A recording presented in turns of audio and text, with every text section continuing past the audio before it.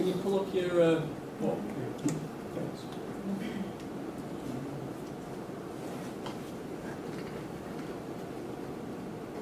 I don't know if this displays any good. Take me to a couple of your in-task standards.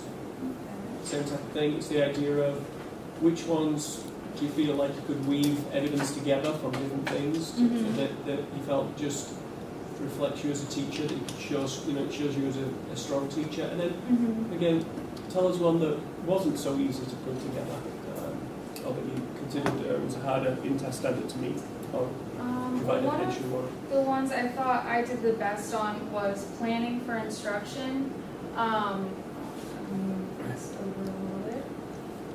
The curriculum mapping assignment that we did, that I apparently overdid, was... You can never overdo. I don't know about that. It's pretty intense.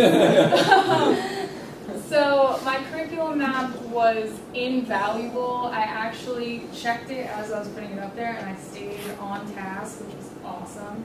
So I came up with all of these different ideas of things that I wanted to do, and I didn't always get to all of them, but I did try and do most of them. And obviously, since I came up with these things at the beginning of the semester, as I saw what was and wasn't working for my students, I changed what I thought that I would do. Like down here, concept mapping, I ended up not being cool for too long. They did it for the first 2 tests, and then they got really bored with it. So we didn't do that again. We switched to different types of review things and other ways of linking together ideas. Also, SOL curriculum framework, I did not make that, so I'll show it to you. I also, for each one of my units, I would make pacing guides, both for myself, and then I also was handing them out to my students so they would know exactly what was going on.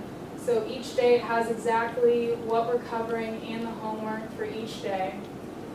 I tried to make sure my students always knew what we were doing. I had this handed out at the beginning of each unit. The schedule was written up on the board. It was on a Moodle calendar online, and I actually put it up in the window of the door of my classroom. That way, if the students came to the classroom after school, after we had already left, if they had a question about the homework, it was all up there. The NTAS standard that I struggled with the most, I will say, is 10. Not because necessarily I didn't have a chance to do these things, but because I didn't have anything that I could link to. I think I have 1 or 2 links within, I have 2 links in here. But I was able to do parent-teacher conferences, which were awesome. I was able to go to an IEP meeting, review meeting, and I did get a chance to do these things, but I didn't have any physical evidence that I could show in my portfolio that I had done these things, and it was something that I had learned from. I would argue going to the NCSS conference. No. Fits really nicely in there. That is true. I hadn't even thought of that. Just that saying. Okay. Touche.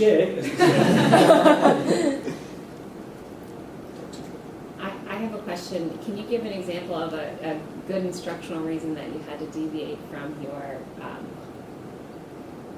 what did you call it, pacing guide?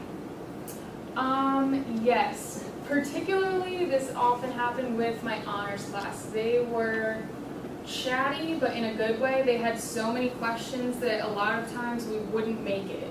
And it would just be like, we've got to do it tomorrow. And then another time, I gave them a reading check on a section that they were supposed to read, and the highest score, I believe, was 50. So I was like, we're just going to stop here, and we're going to do a review. I told this story as sort of a horrible anecdote earlier.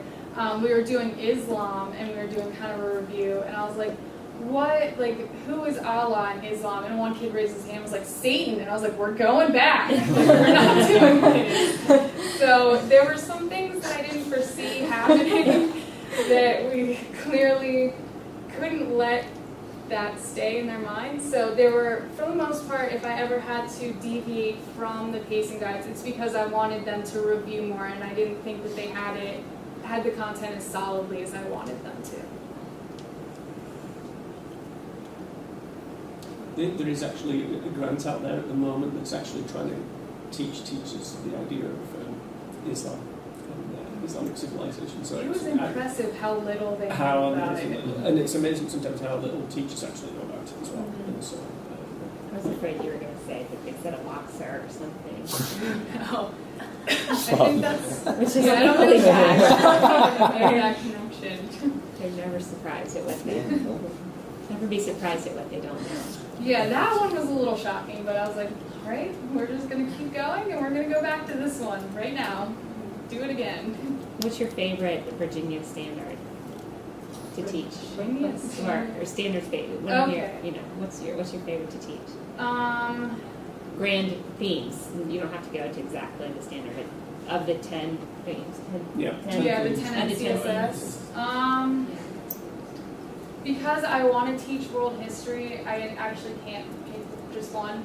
My favorites are culture and cultural diversity, and then global connections. Those are my two favorites. They're the two longest ones in here. They've got 8,000 pieces of evidence in them.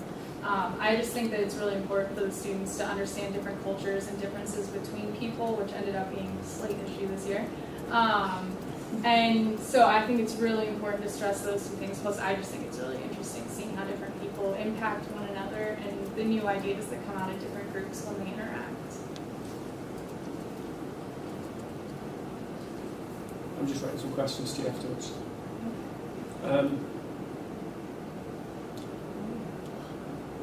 Well, the question I wrote was, is there anywhere in there that I may have missed? I was looking for like slices of your blog, like say your midterm reflection from the fall, and then your midterm reflection from I the know spring, that things like I've that. referenced it several times, Yeah. and there's a link in there somewhere, but Okay. I don't know how many times I have. I do have a couple of reflections. I have my prior knowledge Yeah, I saw that reflection blog up there, and then I referenced it a couple times, but I'm not sure I actually linked to it too often. And then my only other question is, the idea of teaching social studies is often, for people who want to teach social studies, love to be told the stories of the past.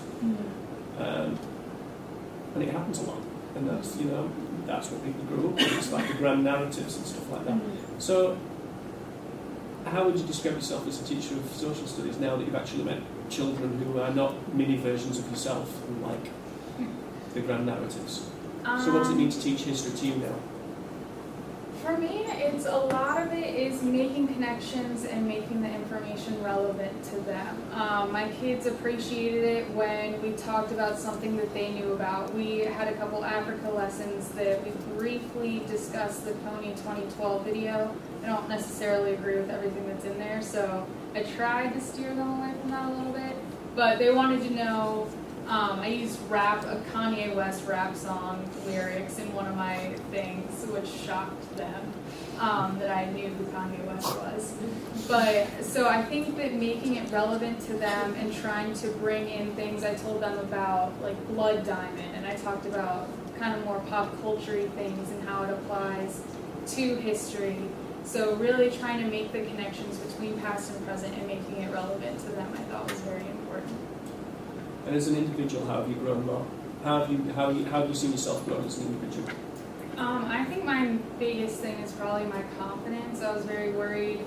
I got mistaken for an 8th grader on my first day last semester, so that wasn't good. So I think that really getting to be in front of people and talk to them and gaining my own confidence and knowing a little bit more than they did sometimes was helpful as well. And I think that my thing that my roommate actually told me this: work smarter, not harder. So I think that I've really learned how to work smarter in the way that I make things, and keeping in mind of my students, not just what I want to do or what I think is important, but also making sure it relates to them and trying to make sure it's as much about the students as physically possible. Yeah, I have a question. I know you worked with them on DVQs with your honors, correct? Yes. All right. How would you fill it out? What would you do differently if it was all students, that you had to teach them to write a DBQ?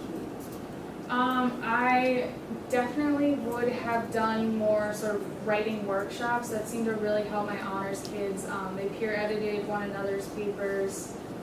They took our comments into account. I gave them handouts on passive voice and a couple of grammatical things that irk me and that make their writing better. So basically, I probably would have just set aside 2 or 3 class periods. And they're like, we're learning the structure, we're going to learn how to formulate a thesis, we're going to just sit down and do this. And because my honors class could kind of pick it up in 1 class period, it took a little bit more than that. But for the college level class, I would have just slowed things down a little bit, making sure that they understand everything that needs to go into writing an analytical style paper, and really making sure that they understood what was expected for a DBQ. Would you ever feel comfortable approaching an English teacher Oh, to definitely. get help? Mm-hmm. Yeah, I think that would be great. Nothing else? That's good. Right. How many versions of purple are there? I didn't wear any purple today except my hair and my glasses. Well, I'm just looking at the bar chart. Anyway, thank you very much. Oh, yeah.